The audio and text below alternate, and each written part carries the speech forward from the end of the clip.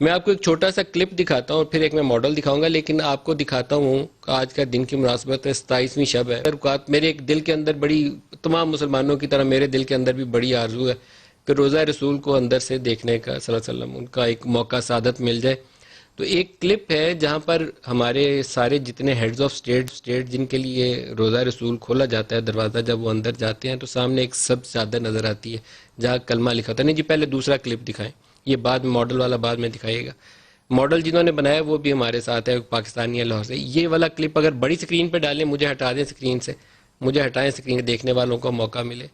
یہ وہ جگہ ہے جہاں پر دروازہ کھولا جاتا ہے، روزہ رسول کے لوگ اندر جاتے ہیں تو اس دیوار تک جا پاتے ہیں۔ آپ جالیوں کے اندر سے جب دیکھتے ہیں تو یہاں پر کلمہ لکھا ہوا ہے، اور یہ آپ اس کو دیکھ سکتے ہیں۔ یہ چادر پوری دیوار کے اوپر لگی ہوتی ہے اور درمیان میں یہ سرخ رنگ کی پٹی چلی ہے۔ اس کے اوپر بھی جو لکھا ہوا ہے میں بتاؤں گا، اس کا ایک تبرک کے طور پر کچھ حصہ چھوٹا سا میرے پاس موجود بھی ہے، لیکن یہ جن صاحب نے اس کے اوپر کام کیا، ریسرچ کی، ادھر ایک محراب بھی بنی ہوئی ہے چھوٹی سی، سامنے وہ جالیاں آپ کو نظر آ رہی ہیں۔ سارے لوگ یہیں تک رہتے ہیں، اس حد سے آگے کسی کو جانے کے لیے راستہ موجود نہیں ہے۔ ایک راستہ ہے، وہ راستہ کیسے ہے وہ بڑا ایک مشکل طریقہ ہے، وہ ایکسپلین کریں گے جو ہمارے ساتھ مہمان ہیں۔ مدینہ کے اندر ایک انسٹیٹیوٹ ہے، میوزیم ہے، جہاں ڈاکٹر عبدالعزیز کاکی وہ اس کو مینج کرتے ہیں۔ تو ایک ہمارے پاکستانی ساتھی، نوجوان ہے، ابھی زیادہ عمر بھی نہیں ہے ان کی، سید مزین ہاشمی، لاہور سے ان کا تعلق ہے۔ تو انہوں نے ایک پورا ریسرچ کیا کہ یہ جو روزہ رسول ہے یہ کس طریقے سے اس کی بناوٹ ہے، کیونکہ اس کے اوپر ماضی میں روایات موجود ہیں کہ کیسے لیڈ جو تھا سیسا، اس کی دیواریں بنائی گئیں، پھر مختلف وقتوں کے اندر دیواروں کو کیسے مضبوط کیا گیا۔ تو میں انہی کو ہی کہوں گا، بجائے میں کچھ میرے الفاظ کمی بیشی ہو جائے۔ سید مزین ہاشمی صاحب، السلام علیکم۔ وعلیکم السلام ورحمۃ اللہ جی۔ مزین، بہت شکریہ آپ ہمارے ساتھ شامل ہو رہے ہیں۔ ایک تو میں نے ابھی صرف وہ حصہ دکھایا ہے جہاں ہمارے یہ ہیڈز آف اسٹیٹ جاتے ہیں اور وہاں جا کر ان کو یہ سعادت ہوتی ہے کہ اس دیوار کو ہاتھ لگا سکتے ہیں، چوم سکتے ہیں، یا وہاں بیٹھ کر کوئی نفل پڑھنا چاہے۔ تو ایک محراب بھی ہے اندر اس جگہ پہ، وہ تھوڑا سا وہیں سے سٹارٹ کر لیں، وہ محراب کی کیا حیثیت ہے، تاریخ بسم کیا ہے اللہ اس کی؟ الرحمن الرحیم۔ یہ بیسکلی دو حجرات ہیں جو گنبد خضرا کے نیچے آئے ہوئے ہیں، جو حجرہ حضرت عائشہ صدیقہ، اور جو پچھلا حصہ ہے یہ حجرہ حضرت فاطمہ الزہرا سلام اللہ علیہ ہے۔ وہ اور جو ماڈل دکھانا محراب ساتھ شروع کر دیں جی، ماڈل دکھائیں۔ جو محراب ہمیں نظر آتی ہے یہ حضرت فاطمہ الزہرا کے گھر کے اندر محراب ہے، اور یہ محراب تہجد کے بالکل مقابل ہے۔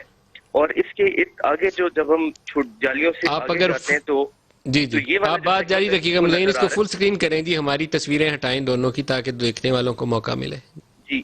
یہ جو اب آپ کو نظر آ رہا ہے یہ حضرت عائشہ صدیقہ کا حجرہ مبارک ہے، اور اس کے ارد گرد دو دیواریں بنی ہوئی ہیں۔ ایک سلطان قطبی رحمۃ اللہ علیہ کی ہے جو 888 ہجری کے اندر بنوائی تھی، یہ مملوک سلطان تھے ایجپٹ کے۔ اور اس کے بعد جو دوسری دیوار ہے یہ بنی ہوئی ہے حضرت عمر بن عبدالعزیز رحمۃ اللہ علیہ نے تعمیر کروائی تھی، اور یہ بڑے بلاک سے بنی ہوئی ہے۔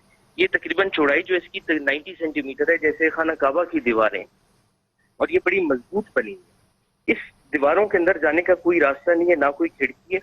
اس کو اندر جانے کا صرف ایک طریقہ ہے کہ یہاں سے لیڈر ایک لگتی ہے جو باہر سے لگتی ہے گرین غلاف کو، اور اس سے آگے جاتے ہیں۔ جب آگے جاتے ہیں تو آگے قبۃ النور، جس کو گنبد نور بھی اردو میں اگر ہم ٹرانسلیٹ کریں، یا ڈوم آف لائٹس جس کو کہہ لیں، تو وہ نظر آتا ہے۔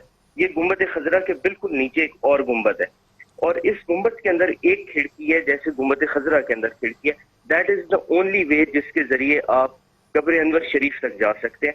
جب اس گنبد مبارک کی کھڑکی کو سلائڈ کرتے ہیں تو آگے لکڑی کی چھت آتی ہے۔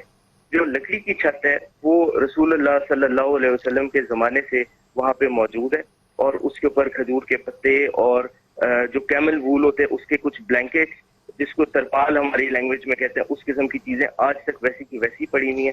اور that is the only way جس کے ذریعے آپ حضور پاک صلی اللہ علیہ وسلم کی قبر مبارک تک جا سکتے ہیں۔ اور باقی سارے کا سارا حجرہ کمپلیٹلی سیلڈ ہے، اور اس کو بڑے عرصے سے نہ کھولا گیا نہ اس کی خدمت کے لیے اس کو صرف دکھا گیا تھا لاسٹ ٹائم شاہ فیصل کے پیریڈ میں اور کنگ عبداللہ کے زمانے میں۔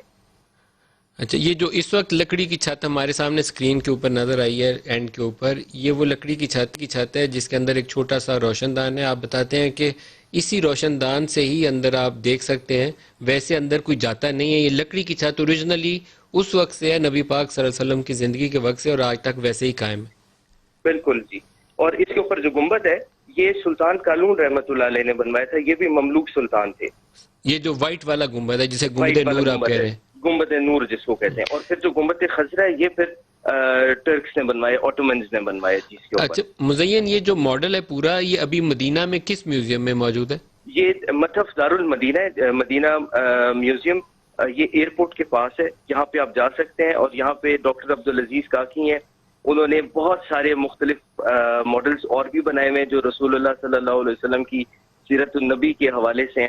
اور مدینہ اور مکہ کی ساری تاریخ کے سارے ماڈلز ڈیٹیل کے ساتھ پڑے ہوئے ہیں وہاں پہ. تو آپ نے اس پہ ریسرچ کیسے کی؟ کیونکہ یہ ایسی مجھے- چیزیں ہیں جو عام لوگوں تک انفارمیشن پورے نہیں ہوتے. مجھے- ہم تو سمجھتے تھے مجھے- کہ شاید وہ جو سامنے دیوار نظر آتی ہے جہاں پر وہ سب چادر نظر آتی ہے کہ اس کے پیچھے روزہ مبارک ہے, لیکن اب یہ آپ کا ماڈل دیکھیں تو پتہ چلتا ہے کہ نہیں, اس سے زیادہ چیزیں ہیں. جی ندیم بھائی, میرے پاس ایک پکچر آئی جس کے بیچ میں قبر مبارک تھی اور اس کے اوپر امامہ شریف بندھا ہوا تھا. تو وہ وائرل ہونا شروع ہوئی کہ یہ رسول اللہ صلی اللہ علیہ وسلم کے روزہ انور کی تصویر ہے. اور تو میں نے اپنے بزرگوں سے, اپنے اجداد سے سنا ہوا تھا کہ وہ روزہ مبارک جو ہے وہ اس طرح کا نہیں ہے. تو وہ ایک دل میں بات بیٹھ گئی کہ یہ چیز جو ہے یہ اوریجنل نہیں ہے, اس پہ ریسرچ کرنی چاہیے. تو اس پہ تقریباً مجھے 6 سے 7 سال لگے ہیں جی ریسرچ کرنے میں. اور جتنے بھی خادمین ہیں حرم کے جو اندر جاتے ہیں, شیخ نوری اور شیخ آدم تھے, اللہ پاک ان کو درجات بلند فرمائے, ان تمام سے میں نے پرسنلی پوچھا کہ وہاں پہ آپ کہاں تک گئے ہیں, آگے کی لمٹس کیا ہیں. اور کچھ لوگوں کو میں نے کہتے سنا کہ ہم آگے قبر انور تک گئے ہیں اور ہم نے جالیوں سے جا کے آگے اندر گئے ہیں اور وہاں پہ سیڑھیاں ہیں اور ادھر سے ہم نیچے گئے ہیں اور وہاں پہ جا کے ہم نے ڈسٹنگ کی ہے اور ارد گرد کٹہرا مبارک بنا ہوا ہے اور قبر مبارک پہ چادر ہے اور اس طرح. تو یہ ساری کی ساری چیزیں جو تھیں یہ سب میں نے ریسرچ کی, چیک کی. اور پھر ایک بک ہے جو حضرت سمودی رحمۃ اللہ علیہ نے لکھی ہوئی ہے, یہ 888 ہجری ہی کی ہے, اس وقت جب سلطان قطبی نے یہاں پہ حجرہ مبارک کو اثر نو پورا تعمیر کی. اور ابھی آپ نے دو نام لیے, ابھی آپ نے 2 نام لیے, ان میں سے ایک نام سے پاکستانی لوگ واقف ہوں گے, شیخ نوری جو کی ہولڈر ہیں روزہ رسول کے. اور جب عمران خان بھی اندر گئے یا کوئی اور ہیڈ آف اسٹیٹ جاتا ہے تو وہ جو چابی گھماتے ہوئے ہمیں وہ بھاری بھرکم سی شخصیت ہیں, حال ہی میں پاکستان بھی آئے ہوئے تھے تو مجھے انہیں ملنے کا بھی موقع ملا. تو شیخ آدم ان کے بڑے بھائی, شیخ نوری کے بڑے بھائی شیخ آدم تھے, پہلے وہ کی ہولڈر تھے. یہ اغوات کہلاتے ہیں.